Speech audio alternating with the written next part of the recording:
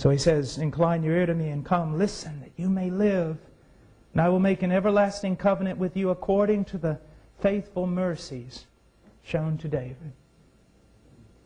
And then he goes on, behold, I have made him a witness to the peoples, a leader and commander for the peoples. Behold, you will call a nation you do not know, and a nation which knows you not will run to you. Because of the Lord your God, even the Holy One of Israel, for He has glorified you.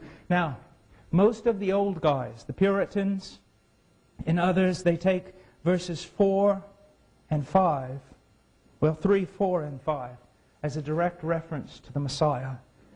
He says in verse 4, behold, I have made him a witness to the people, a leader and commander for the peoples. God's Son, according to the foreordained plan of God, according to His own willing heart, and His desire to get glory for His Father, and for His Father's desire to get glory for His Son, to do a work almost unspeakable, became a man, and lived a perfect life as a man, and went to a tree, and on that tree stood, as John Gill will always say, in the law place of His people. He carried their guilt, and He was crushed. And He rose again from the dead, and He ascended into heaven, and for the last 2,000 years has been calling forth a people. Why? He had thousands of worlds. He had angels without number. He had heavens upon heavens, so why would He do this? What you need to understand is this. There is a real sense in which Christ died for men, but there is another real sense in which Christ died for Christ. Christ died for God. Everything that has ever been, from the creation of the world to the fall of Adam, to the promise after promise in the Old Testament, to the coming of the Messiah, to His returning in glory as God and man, to the gathering forth of a people, all of it has been orchestrated by the will of God for one reason: to demonstrate the fullness of the glory of God to all creation, not only for creation's benefit, but for God's great glory.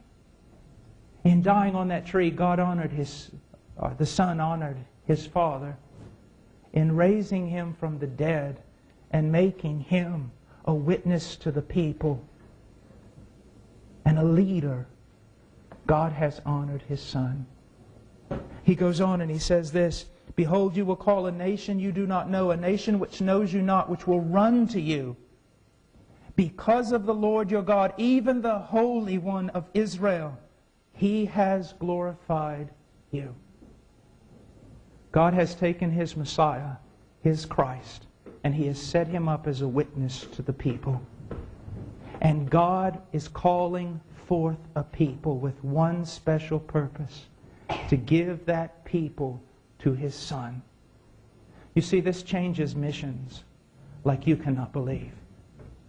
Any of you want to be missionaries, then listen very, very close. This changes everything about missions.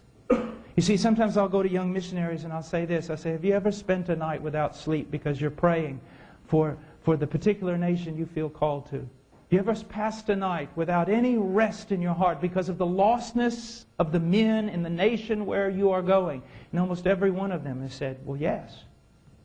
But then I ask them this: have you ever passed a sleepless night because there are places on this earth where Christ is not honored as Christ should be honored? Do we go? Do we preach for the sake of men? Yes. But never forget, our relationship to men is always secondary. We preach and we go and we do and we work and we labor primarily for God.